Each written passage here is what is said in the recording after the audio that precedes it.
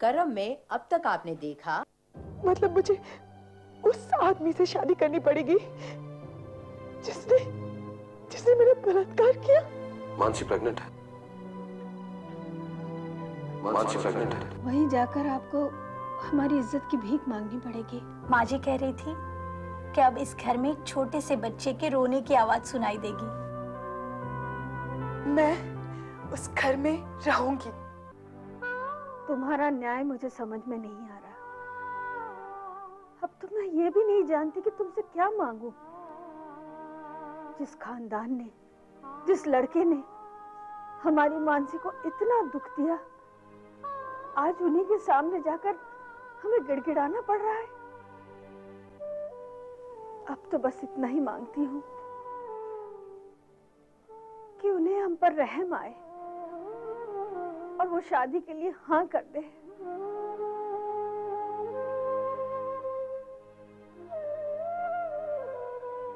भगवान, मैंने आज तक कभी अपने लिए कुछ नहीं मांगा। अगर तुम्हारे प्रति मेरी भक्ति सच्ची है तो सिर्फ इतना मांगती हूँ, उस बेगुनाह पर अन्याय मत होने देना, सच पर झूठ को हावी मत होने देना। अरे राजेश बेटे, सब तैयार हुए या नहीं हुए? भैया ऐसे काम में देरी नहीं होनी चाहिए। पापा हम सब तो तैयार हैं, मम्मी अभी तक तैयार नहीं हुई। बुआ जी कम से कम 1 घंटे से उन्हें तैयार कर रही हैं। जानता हूँ भाई, 1 मिनट मुझे दो। 30 साल का एक्सपीरियंस है मुझे। और हमारे दूल्हे राजा रेडी हुए? ही इज ऑलमोस्ट रेडी पापा, विपुल है उसके साथ। ओके। इस वक्त कौन होगा? मैं देखता हूँ पापा। हाँ हेलो। हाँ जी हाँ, बस 10 मिनट में सब निकल रहे हैं। हाँ जी हाँ हाँ, मैं बाद में फोन करता हूँ।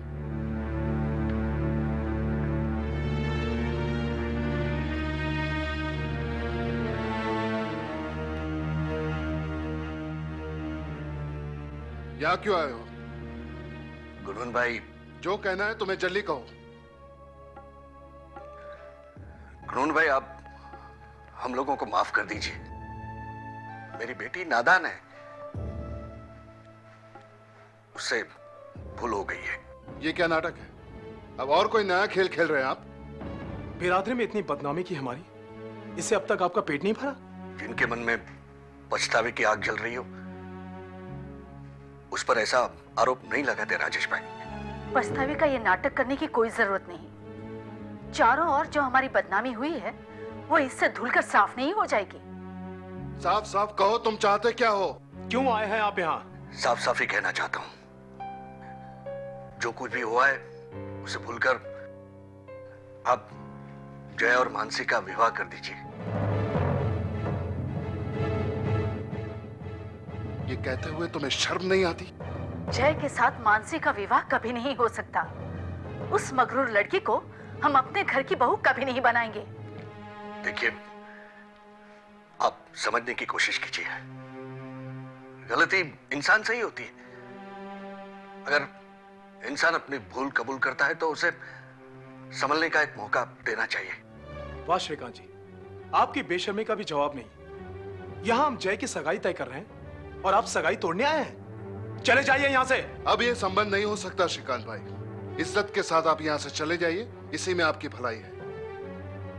1 मिनट रुकिए पापा। श्रीकांत जी, मैंने ये फैसला किया है कि मैं मानसी के साथ शादी करूंगा।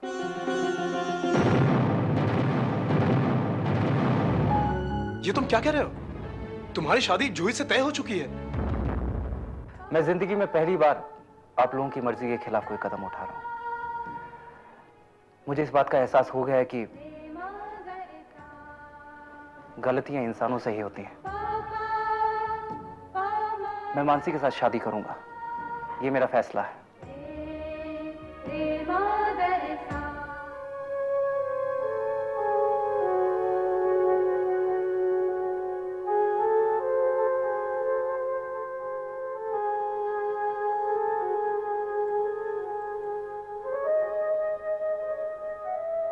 क्या सोच रही हो लक्ष्मी?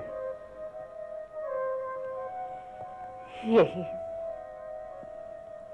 कि इतना सब कुछ होने के बाद भी जय ने उस लड़की के साथ शादी के लिए हाँ क्यों की?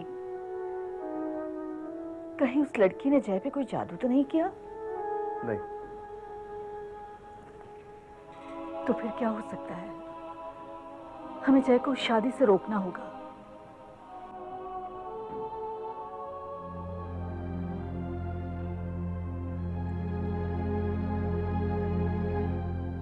मैंने जय से बात की है लक्ष्मी, वो अपना फैसला नहीं बदलेगा। ये पहली बार जय ने हमारी कोई बात नहीं मानी है। मुझे तो इसमें कुछ और बात लगती है। क्या बात हो सकती है? उन लोगों ने रिश्ता तोड़ा और वही लोग रिश्ता जोड़ने आए। मतलब कि वही लोग गलत हैं और सारे समाज के लोग भी ये बात समझेंगे। जय ने इस रिश्ते के लिए हाँ कर कर हमारी जो बदनामी हुई थी उसमें से हमारे परिवार को उबारने की कोशिश की है लक्ष्मी। मतलब जय ने हमारी परिवार की इज्जत के लिए अपनी जिंदगी का इतना बड़ा फैसला किया? हाँ लक्ष्मी, अब आज तक अपने बेटे को पूरी तरह से समझ नहीं पाए। अपने परिवार की इज्जत के लिए वो कुछ भी कर सकता है और अब हमें उसके फैसले में उसका साथ देना है।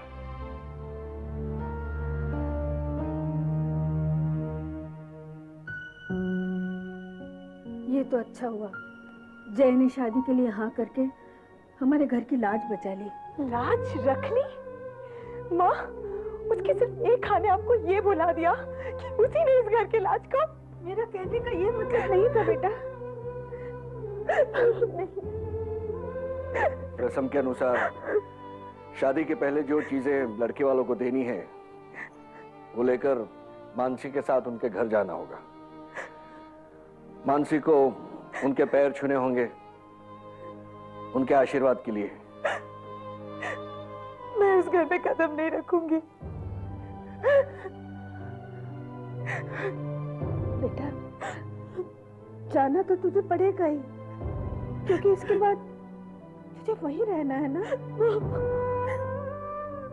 बेटा, मेरी बात सुन। देख, बुजुर्गों के पैर छूने से तू छोटी नहीं हो जाएगी। मैं जानती हूँ वो गलत है। उन लोगों ने तुझे बहुत भला बुरा कहा, लेकिन बेटा जय उनका बेटा है और जैसे हम तुझे प्यार करते हैं ना, वो लोग भी उसे बहुत प्यार करते हैं।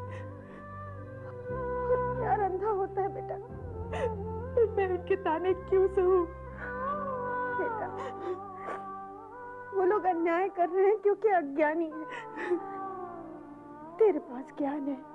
और सुन, मैं चलूंगी ना तेरे साथ। मैं चलूंगी तेरे साथ। नहीं माँ, मैं उस घर में नहीं जाऊंगी। मैं उस घर में नहीं जाऊंगी माँ। मानसी, मैं उस घर में नहीं जाऊंगी।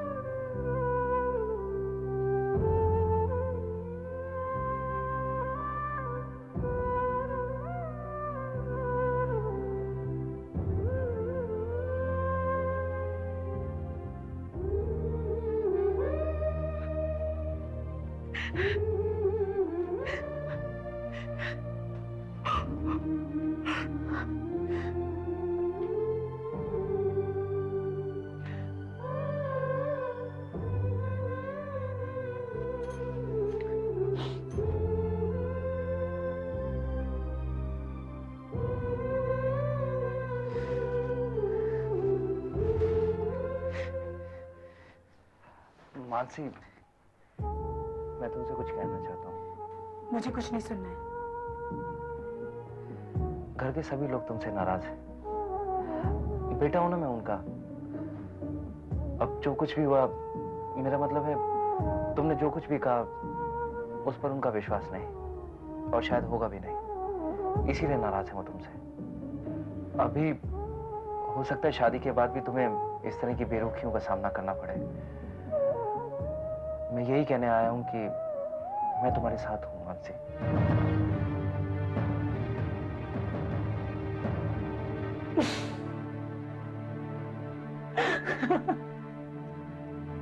क्या हुआ? कुछ नहीं, बहुत दिनों बाद इतनी हंसी आई। घर लूटने वाला खुद ही कह रहा है कि मैं तुम्हारे साथ हूं। तुमने यह कैसे सोच लिया कि मुझे तुम्हारे सहारे की जरूरत पड़ेगी? मुझे बेसहारा तो तुमने किया है और अब सहारा देने की बात कर रहे हो? हाँ, अब से मेरी हर हंसी पर तुम्हारे। देखो, तुम्हारा नाराज होना जायज है मानसी। मैंने कई बार सोचा कि मैं तुमसे माफी मांगने आऊं। अच्छा किया जो तुम माफी मांगने नहीं आए। तुम्हें क्या लगता है मैं तुम्हें माफ कर देती? तुम्हें माफ कर देने का सिर्फ एक ही मतलब होता है, उस हादसे को भूल जाना। और मैं उस हादसे को कभी नहीं भूल सकती, कभी नहीं। कितने विश्वास के साथ मैं आई थी तुम्हारे पास, और तुम। रो मत मानसी। पास मत आओ मेरे, पास मत आओ, वरना बहुत बुरा होगा। तुम क्या समझती हो मैं तुमसे सिर्फ इसलिए शादी करी होगी? क्या तुम मुझे कभी माफ नहीं करोगी मानसी? गलती के लिए माफ किया जा सकता है, गुनाह के लिए नहीं। अरे तुम दोनों की बातें खत्म हुई कि नहीं अब तक? अब बस भाभी आ ही रहे थे हम। सच बताऊं, मुझे बहुत अच्छा लग रहा है कि तुम दोनों के बीच जो गलतफहमियां थी वो दूर हो गई। जब मैं यहाँ पहली बार आई तो मैंने देखा कि जय इतना खुश नहीं है, लेकिन आज उसके चेहरे पर एक सुकून सा लग रहा है। मानसी, तुम्हें कैसे लग रहा है? मेरे लिए तो बहुत बड़ा सौभाग्य है जो मुझे इतना सुशील और संस्कारी पति मिला। रत्ना, मैंने हॉल की बुकिंग कर दी है और बाकी जो तैयारियां बची है वो भी पूरी हो जाएगी। कैटरर का मेनू भी मैंने। आपने जो कुछ भी किया होगा सही किया होगा। रत्ना, मैं देख रहा हूँ जब से तुम वहां से आई हो कुछ ज्यादा ही परेशान और उदास लग रही हो। मुझे डर लग रहा है। क्यों? वहां किसी ने कुछ कहा? कुछ नहीं, कुछ भी नहीं। यहाँ तक कि जब मेरी बेटी ने झुक झुक के सबको प्रणाम किया, किसी ने आशीर्वाद तक नहीं दिया। मेरी बेटी को उन जैसे लोगों के आशीर्वाद की जरूरत नहीं है। लेकिन वो अपमान के पल मैं नहीं भूल सकती। सबकी आंखों में मानसी के लिए कैसे रहेगी मानसी वहाँ? मैं वहां होता तो शायद। क्या कर लेते हैं, क्या कर लेते? अब तो ये मानसी को ही झेलना पड़ेगा और उसके दुख के साथ साथ हमें भी। संभालो अपने आप को, हमें कमजोर नहीं पड़ना चाहिए। क्या करूं मैं? देखो, हमें मानसी का सहारा बनना है। अगर हम ही कमजोर पड़ जाएंगे तो मानसी को कौन संभालेगा? महेश जी ने कुछ साड़ियां भेजी है, देख लेना। ये लीजिए दादी माँ, आपके लिए साड़ियाँ लेकर आया हूँ, जल्दी से अपनी साड़ी पसंद कर लीजिए। मुझे कुछ भी नहीं चाहिए, तुझे जो करना है वो कर। अरे दादी माँ, देखिए तो सही, बहुत अच्छी साड़ी है। हाँ हाँ, अच्छी साड़ी है, लेकिन साड़ी को मुझे क्या करना है? दादी माँ, आपने तो कहा था कि मेरी शादी में बहुत मौज मस्ती करेंगी। जल्दी से एक साड़ी पसंद कर लीजिए मुझे बहुत सारा काम है, बहुत सारे कार्ड बांटने जाना है। देखिए बेटा, मेरी पसंद और नापसंदगी का बहुत ख्याल रखता है। क्यों नहीं रखूंगा दादी माँ? आप भी तो मेरा कितना ख्याल रखती हैं। अब देखिए, मैं इन साड़ियों को देखकर बता सकता हूँ कि आपको कौन सी साड़ी पसंद है। ये वाली है ना? जय बेटा, वो लड़की मुझे बिल्कुल पसंद नहीं है। अभी भी वक्त है, तू ना कर दे बेटा।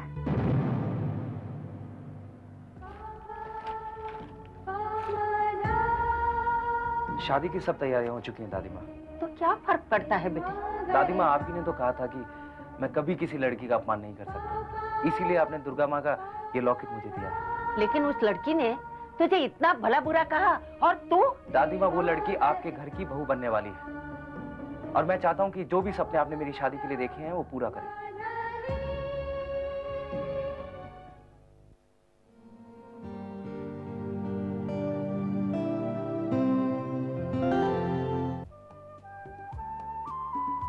मालूम है दीदी की शादी में बहुत ऐश करने वाले हैं, बहुत ही अच्छे कपड़े पहनेंगे और बहुत सारा गरबा डांस भी करेंगे, ठीक है ना? थैंक यू आंटी जी। क्या जी था? रंगोली कितनी अच्छी बनी है। हाँ, बहुत सुंदर लग रही है।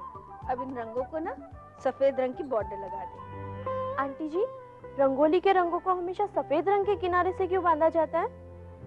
बेटा, ये सफेद रंग के किनारे ही तो है जो खुशी के रंग को बांध के रखते हैं। माँ, तुम्हें याद है जब मानसी छोटी थी और मैं रंगोली बनाती थी, वो बस मेरे पास ही बैठी रहती थी ताकि कोई आकर मेरी रंगोली ना खराब कर दे। हाँ मानसी, देख रंगोली कितनी सुंदर बनी है, और सफेद किनारे के बाद तो बहुत ही सुंदर लग रही है ना?